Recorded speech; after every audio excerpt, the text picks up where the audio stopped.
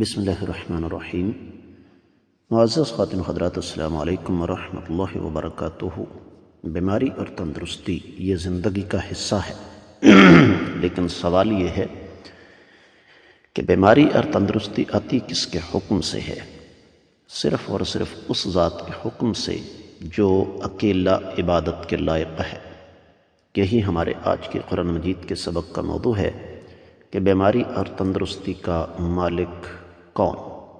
معمول کے مطابق سب سے پہلے آیت مبارکہ کی تلاوت کرتے ہیں۔ اعوذ باللہ السمیع العلیم من الشیطان الرجیم۔ وَإِذَا مَرِضْتُ فَهُوَ يَشْفِينِ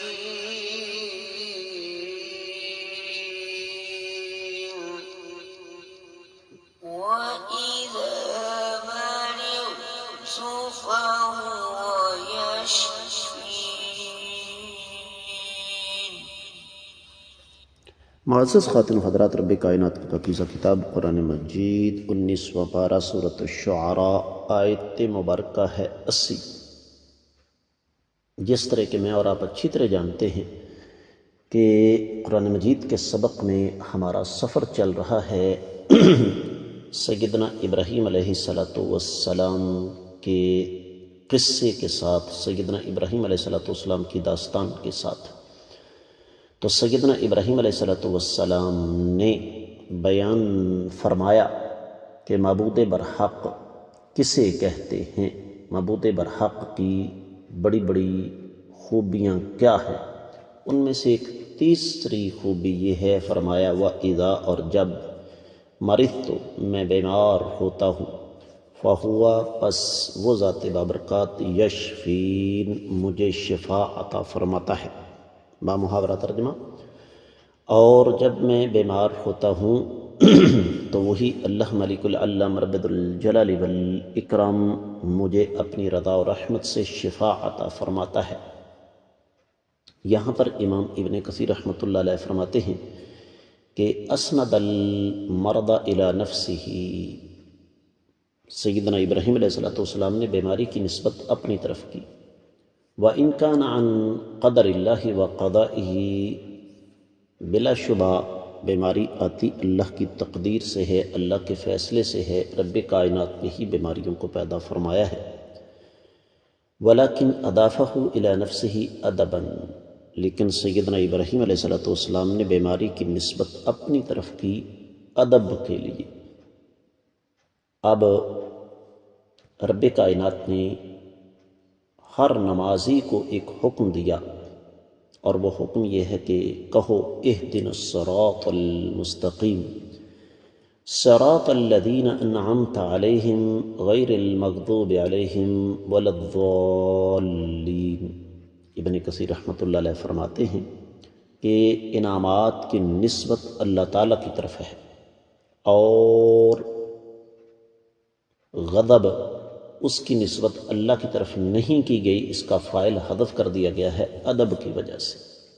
اور بالکل اسی طرح گمراہی کی نسبت بھی بندوں کی طرف کی گئی ہے۔ اور پھر سورۃ الجن کی 10ویں آیت مبارکہ اپنے مزاج کے عین مطابق امام ابن کثیر رحمۃ اللہ علیہ لے کر آئے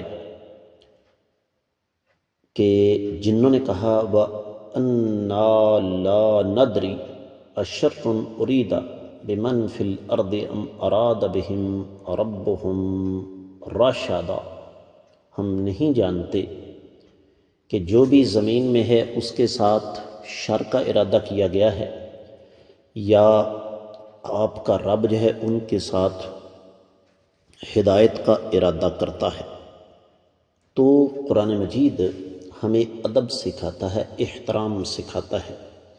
اگرچہ خیر اور شر دونوں چیزیں اللہ ملک العلم رب الجلال والاکرام کی پیدا کردہ ہیں، لیکن شر کی نسبت اللہ کی طرف نہیں کی جاتی، ادب کی وجہ سے، احترام کی وجہ سے۔ تو اس لیے سیدنا ابراہیم علیہ السلام نے فرمایا جب میں بیمار ہوتا ہوں تو میرا اللہ مجھے شفا عطا فرماتا ہے، یعنی اللہ کے سوا کوئی اور شفا عطا کرنے پر قادر نہیں ہے۔ اگرچہ اسباب ہوتے ہیں تندرستی کے۔ تفسیر ابن کثیر میں جو کچھ بیان ہوا وہ اتنا ہی۔ دیگر کتب تفسیر کا جائزہ لیا جائے تو اہل علم نے اس حوالے سے معمول کے مطابق بہت کچھ لکھا، لیکن میں اختصار کے پیش نظر آپ کو صرف چند ضروری باتیں ہی بتانے کی کوشش کرتا ہوں۔ مثال کے طور پر جب ہم اسی آیت مبارکہ کو جا کر تفسیر بغوی میں دیکھتے ہیں تو ہمیں وہاں امام بغوی رحمہ اللہ اس حوالے سے یہی بتاتے ہیں کہ اللہ ملک العلم رب ذو الجلال والاکرام ہی بیماری اور تندرستی کے مالک ہیں، اور اللہ کے سوا کوئی اور یہ کام نہیں کر سکتا۔ پھر اسی مناسبت سے معزز خاتم حضرات، واحد التفسیر میں لکھا ہے کہ رب کائنات بیماری سے نجات عطا فرماتے ہیں، اور یہ اللہ تعالیٰ کا ادب ہے، اللہ تعالیٰ کا احترام ہے کہ انسان بیماری سے تندرست ہونے کے لیے اسباب کو اختیار کرے۔ دنیا کا کوئی ڈاکٹر، دنیا کا کوئی حکیم، دنیا کا کوئی طبیب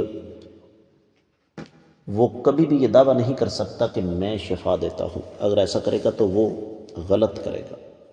تو یہاں پر بین السطور سیدنا ابراہیم علیہ السلام اپنی قوم کو یہ سمجھانا چاہتے تھے کہ کیا بتوں میں یہ صلاحیت ہے کہ وہ بیماری دور کر سکیں اور غم، صدمہ، دکھ اور تکلیف کو دور کر سکیں؟ جواب یقینی طور پر نفی میں ہے، اس لیے کہ یہ کام رب کائنات نے اپنے پاس رکھا ہے۔ تو یہ اللہ ملک العلم رب ذو الجلال والاکرام ہی کا کام ہے کہ انسان جب بیمار ہوتا ہے تو اللہ اسے شفا عطا فرماتے ہیں۔ یہی وجہ ہے کہ بعض کتابوں میں لکھا ہے کہ ایک آدمی بیمار ہوا، کمزور ہوا، یہاں تک اس کا رنگ پیلا پڑ گیا، تو اس سے کہا گیا کہ ہم طبیب کو بلاتے ہیں، وہ اس بیماری سے تمہیں نجات دے دے گا۔ تو اس نے کہا کہ طبیب نے ہی تو مجھے بیمار کیا ہے، اور آپ اور میں اچھی طرح جانتے ہیں کہ ہمارے ارد گرد بہت ساری ایسی مثالیں موجود ہیں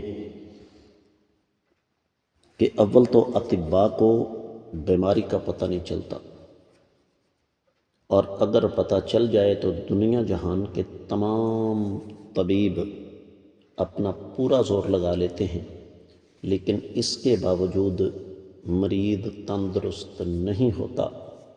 کس لیے؟ کہ یہ کام رب کائنات نے اپنے ہاتھ میں رکھا ہوا ہے۔